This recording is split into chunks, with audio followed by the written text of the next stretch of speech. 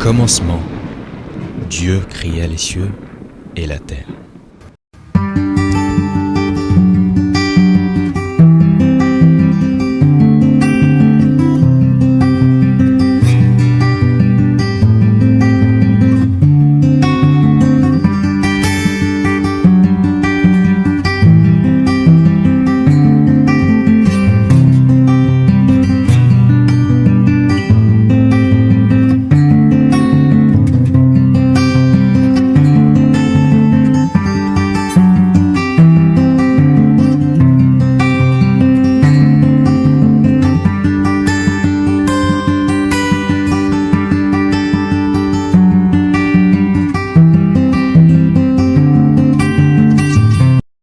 Je comprends maintenant pourquoi tu es de plus en plus belle.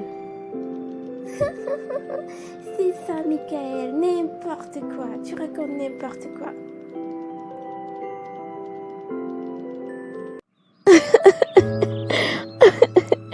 Oh, Karl, tu me tues de rire.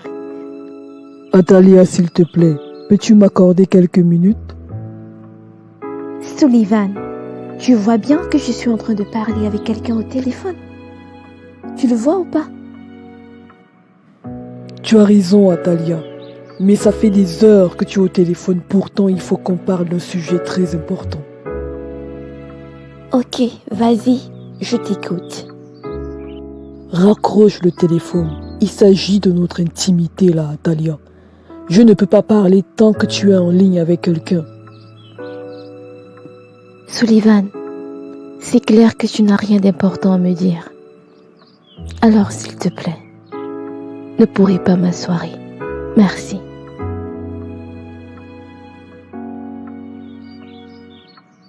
Atalia, est-ce que tu t'écoutes même parler? Sais-tu que je suis ton mari? Tu es d'une impolitesse, je suis choquée. Et tu te dis chrétienne? Je n'arrive pas à croire. S'il te plaît, arrête-moi ce téléphone-là maintenant. Sullivan, ne m'écris plus jamais dessus. Jamais. Atalia, désolé de t'avoir crié dessus. Je suis désolée. S'il te plaît, pouvons-nous parler maintenant? Voilà, je t'écoute maintenant. Qu'est-ce que tu as de si important à me dire? Merci. Ce matin, je suis allée voir le frère Philippe par rapport à tous les rêves que j'ai faits. Et le frère Philippe me dit que nous avons besoin de manière urgente d'un brisement de lien. Mais avant ça, il faudrait qu'on se répande. Et je crois que le frère Philippe a raison. Si ce foyer doit demeurer, si ce foyer doit prospérer, si ce foyer doit grandir et être béni, nous avons vraiment besoin d'aller dans une profonde repentance. Sullivan, je ne vois pas du tout le rapport avec moi. C'est toi qui fais les rêves. C'est toi qui as besoin de repentance. C'est toi qui as besoin de brisement de liens. Je ne vois pas le rapport avec moi. Pourquoi me mêler à ces histoires? Atalia, je ne refuse pas que j'ai besoin de brisement de liens. Sauf que dans le rêve, l'esprit en question te réclame comme lui appartenant. Alors tu comprends que c'est de toi qu'il s'agit ici. Sullivan, qu'est-ce que tu essaies de dire? Que je suis une sorcière? Que je suis possédée? C'est ça? Sullivan. Atalia, ne prends pas les choses de cette manière. Je suis juste en train de dire que notre foyer a besoin de secours. Et ce secours nous viendra de l'Éternel avec notre coopération. Nous devons coopérer. Nous devons faire ce que le frère Philippe dit si nous voulons sauver notre foyer. C'est de ça qu'il s'agit. S'il te plaît, mettons-nous au travail. Atalia, ça fait maintenant plusieurs mois que nous sommes mariés. Et notre vie est juste, je ne sais pas, comme si on se détestait. Et même les enfants qu'on essaye de faire, c'est pas possible. À chaque fois que j'essaye de venir vers toi, j'ai l'impression que je veux te poignarder. Ce n'est pas normal. Ce n'est vraiment pas normal, Atalia. À chaque fois que je m'approche de toi, j'ai l'impression que j'ai un couteau en main. Tu te comportes comme si j'allais t'étrangler. Alors que je me souviens t'avoir entendu dire que tu m'aimais, que tu voulais m'épouser chez le frère Philippe. Atalia, qu'est-ce qui s'est passé? Qu'est-ce qui a changé? Si j'étais offensée, je prie que tu me pardonnes. Pardonne-moi. Mais Atalia, je ne t'ai pas épousée pour qu'on devienne des ennemis dans cette maison. Je t'ai épousée parce que je t'aime. Je t'ai aimé, Atalia. Et je t'aime toujours. S'il te plaît, je ne suis pas ton ennemi. Travaillons comme le frère Philippe a dit. S'il te plaît. Je t'aime, je n'ai pas envie de tout gâcher. S'il te plaît. Et quand je dis que je n'ai pas envie de tout gâcher, c'est parce que jusqu'ici, j'estime que c'est moi qui ne fais pas les choses comme il faut. Donc s'il te plaît, aide-moi à sauver ce foyer. S'il te plaît.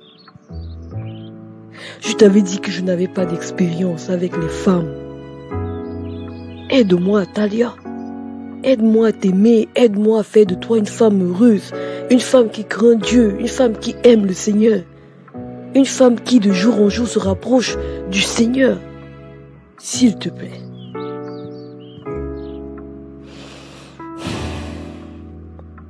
Sullivan, j'ai compris. J'ai compris.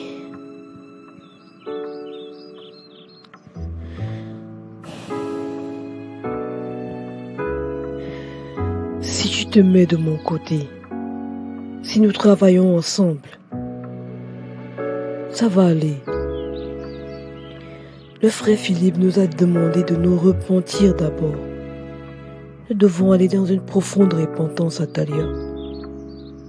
Ce n'est pas une mince affaire. Le gros travail à faire, c'est la repentance.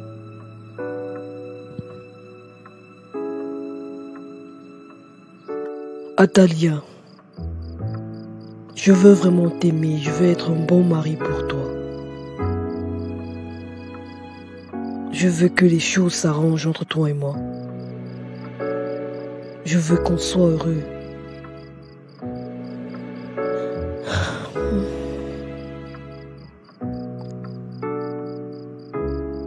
D'accord, Sullivan.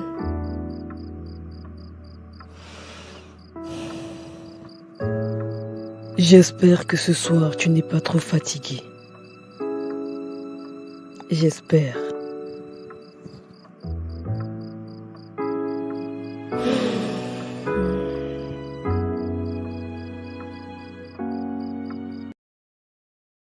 Elle est à moi. Tout ce que tu feras ne servira à rien. Tu ne peux rien faire pour changer cela. Elle m'appartient.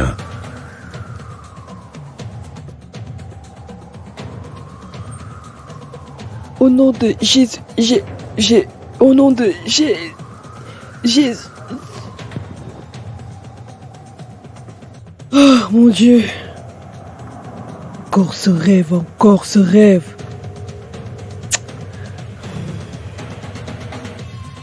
Et pourquoi j'ai pas réussi à dire le nom de Jésus? Oh Seigneur, qu'est-ce que ça signifie? Oh mon Dieu. Où est-ce que j'ai rangé ces pilules? Oh là là. Où est-ce que je les ai rangées? Je me souviens avoir mis ce paquet de pilules ici. Où est-ce que je l'ai mis? Il ne faut surtout pas que je tombe enceinte. Non, pas du tout. Non. Comment ça s'est passé hier, Atalia? J'ai entendu Sullivan, qui n'était du tout pas d'humeur. Il avait une de ses grosses colères. J'espère qu'il ne t'a pas frappé. S'il te plaît, Karl, j'ai vraiment pas envie de parler de ça. Je comprends. Je comprends parfaitement. Allez, viens là.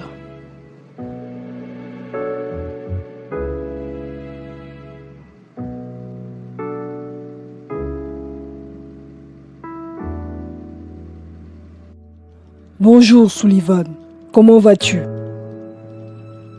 Je vais bien, frère Philippe, je vais bien par la grâce de Dieu. Gloire à Dieu. Alors, dis-moi, comment évolue la situation? Depuis la dernière fois, qu'est-ce qui s'est passé? Justement, cette nuit, j'ai encore eu à faire le même rêve. Le monsieur m'a encore attaqué. Mais je n'arrivais pas à dire le nom de Jésus dans le rêve. J'avais comme la gorge serrée. Il n'y avait aucun son qui sortait de ma bouche. Je n'arrivais pas à prononcer le nom de Jésus. La plupart du temps, lorsque quelqu'un n'arrive pas à prononcer le nom de Jésus, ça signifie que son esprit est faible. Ça signifie que l'ennemi a encore l'emprise sur lui. Il y a des choses qui doivent partir. Il faut regarder les consécrations. Il faut regarder ton cœur. Est-ce qu'il y a des idoles dans ton cœur? Est-ce que Jésus est pleinement assis sur le trône de ton cœur?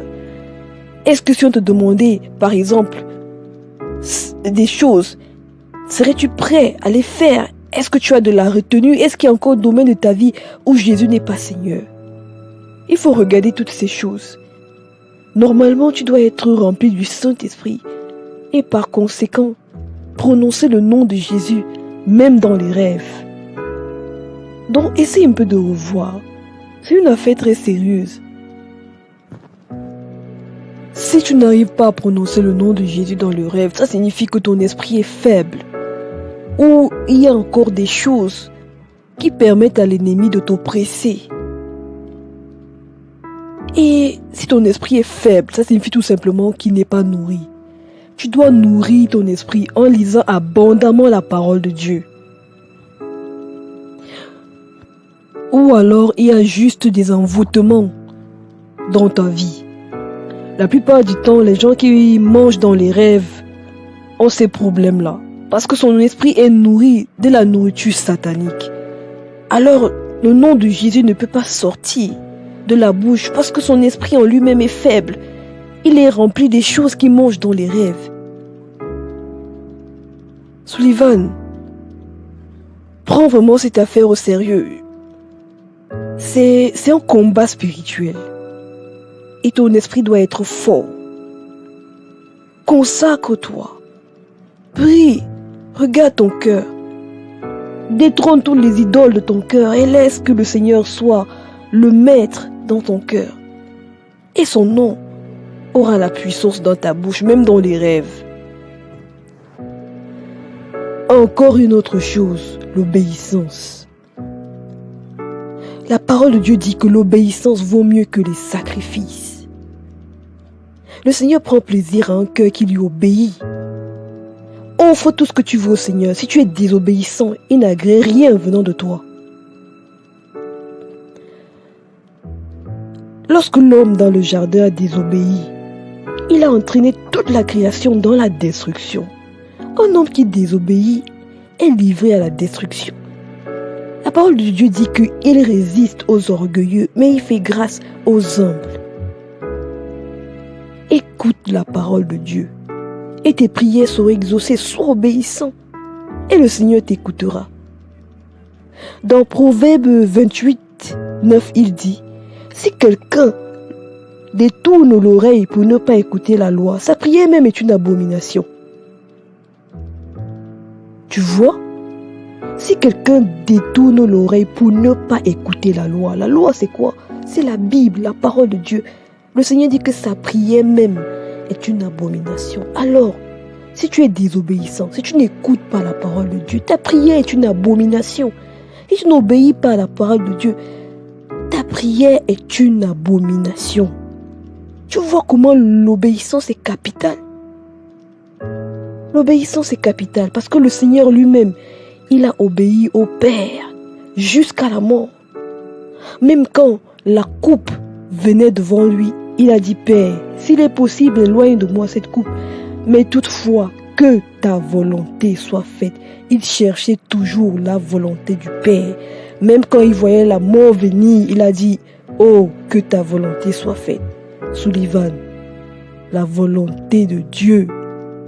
La volonté de Dieu. D'accord, frère Philippe, j'ai compris. Merci beaucoup. Dis-moi, et ton épouse, comment va-t-elle? Est-ce que vous avez commencé le travail que je vous ai demandé de faire? Pas encore, frère Philippe. Tu sais, c'est hier que je lui ai parlé de la situation et ce matin encore, elle est partie très tôt. Donc, normalement, c'est ce soir qu'on est censé s'asseoir pour commencer vraiment le travail. Ok, s'il vous plaît, faites ça vite. Surtout, repentance, repentance, repentance. Parce que ça, c'est les conséquences de la désobéissance. Donc, c'est la repentance, c'est la repentance. Quand quelqu'un s'est détourné de Dieu, tu reviens à lui, pas à la repentance. Le Seigneur est un Père. Si tu reviens à lui de tout ton cœur en déchirant tes vêtements, il va t'écouter. Donc, repentance et encore repentance. Quand je dis en déchirant tes vêtements, faut pas aller déchirer tes vêtements et te mettre nu, et non. C'est une manière de parler, c'est-à-dire avec un cœur brisé, avec un cœur déchiré, avec un cœur rempli de tristesse, parce que tu as péché contre Dieu, parce que tu as heurté ton Dieu. Donc, voilà un peu. Karl, je me sens tellement bien avec toi. Je réalise que c'est avec toi que je suis heureuse. C'est réellement avec toi que je devais être.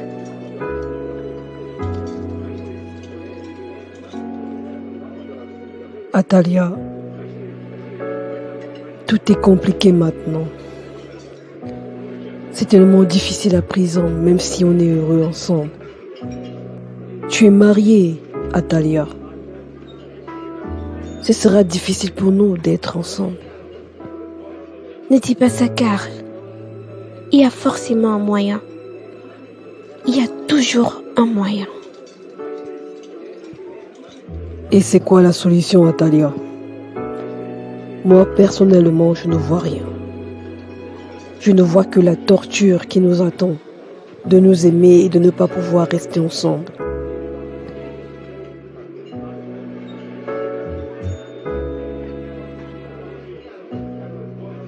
J'ai cherché le bonheur depuis des années. Et maintenant qu'il est à ma portée, je ne laisserai personne se mettre sur mon chemin. Atalia.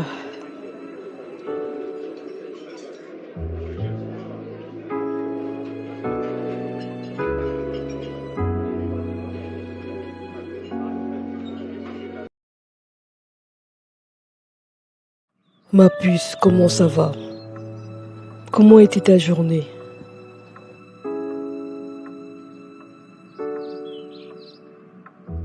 Atalia, pourquoi tu me rejettes ainsi? Qu'est-ce qu'il y a? Tu m'étouffes. J'ai besoin de respirer. Et je n'aime pas ta manière de m'aimer. Tu es trop mou. J'ai besoin de quelqu'un qui me fait vibrer, qui me fait vivre. J'ai besoin d'un homme. Toi, je ne sais pas trop. Franchement, je ne sais même pas si tu es un homme. Quoi? Mais qu'est-ce qui t'arrive, Atalia? Atalia, je suis ton mari. Jusqu'ici, j'essaye de t'aimer comme le Seigneur me demande de t'aimer, comme un mari doit aimer sa femme. Atalia, où est-ce que j'ai péché? Je fais mal de t'aimer? Sullivan, t'inquiète. Bientôt tu n'auras plus besoin de m'aimer. Parce que je vais demander le divorce. Atalia, mais qu'est-ce que tu racontes? Quel divorce tu vas demander? Tu as très bien entendu, Sullivan. Je ne peux plus continuer à vivre avec toi. On n'est pas du tout compatibles.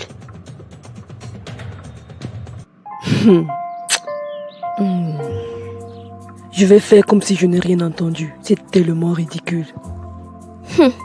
Sullivan, prépare-toi. Tu ferais mieux de chercher un avocat. Oh Seigneur, je n'en crois pas mes oreilles. Je n'ai pas envie de croire ce que j'entends. Atalia, qu'est-ce qui t'arrive? Ça fait vraiment un moment où j'ai envie de te poser cette question. Qu'est-ce qui ne va pas? Qu'est-ce qui te prend? Tu crois que tu vas te lever un matin et décider de divorcer pour des gamineries, pour des humeurs, pour des caprices? Qu'est-ce qui ne va pas avec toi? Sullivan, j'estime que moi et toi ne sommes pas compatibles. En fait, nous ne sommes pas faits pour vivre ensemble. Et tu savais que je me suis mariée avec toi sans t'aimer. Tu le savais, Sullivan. Alors maintenant, ne joue pas la victime, ne joue pas celui qui ne comprend rien du tout. Ah ouais, tu t'es mariée sans m'aimer. Alors pourquoi tu t'es mariée? Je ne vois pas une femme qui fait des crises pour avoir des robes de mariée, pour se marier avec un homme qu'elle n'aime pas. Pourquoi tu t'es mariée avec moi? Je t'ai entendu dire au frère Philippe que tu voulais te marier avec moi. Atalia, qu'est-ce qui ne va pas? Oui, je l'ai dit au frère Philippe. Et puis quoi? Et puis quoi, Sullivan? Étais-tu obligé d'accepter de m'épouser? Atalia, personne ne m'a forcé de t'épouser. Je suis amoureux de toi. Je t'aime, Atalia. C'est pourquoi je t'ai épousée. C'est parce que je t'aime, Atalia. Je t'aime depuis le premier jour où je t'ai vue. Sullivan, ça n'a pas marché entre nous. Et tout ça, c'est de ta faute. Parce que tu ne fais juste pas ce qu'il faut. Tu es bizarre, en fait. Atalia, je t'avais dit que avant toi, je n'avais pas connu de femme. Et je t'ai supplié de me comprendre parce que je savais que je n'avais pas d'expérience dans ce domaine. J'ai fait confiance en Dieu. Je me suis dit qu'avec l'aide de Dieu, avec la crainte de Dieu que nous avons, le Seigneur va sûrement nous aider. Mais je suis vraiment choquée de t'entendre dire tout ce que tu es en train de me dire aujourd'hui. Atalia, pourquoi tu fais ça? Atalia, tout ce que j'ai essayé de faire ici, c'est pour que ça marche entre toi et moi. J'ai tout fait. Tout ce que j'ai essayé de faire, c'est pour que notre foyer avance. Ça va faire pratiquement 2 ans que nous sommes mariés. Et à chaque fois que je te parle d'enfants, c'est pas un sujet qui t'intéresse. Atalia, pourquoi tu fais ça? Sullivan, si on n'arrive pas à avoir des enfants, c'est de ta faute. Parce que moi, je n'ai pas de problème. C'est toi qui as un problème. C'est toi le problème. Faut aller à l'hôpital. C'est toi. Oh Seigneur mon Dieu, c'est pas croyable.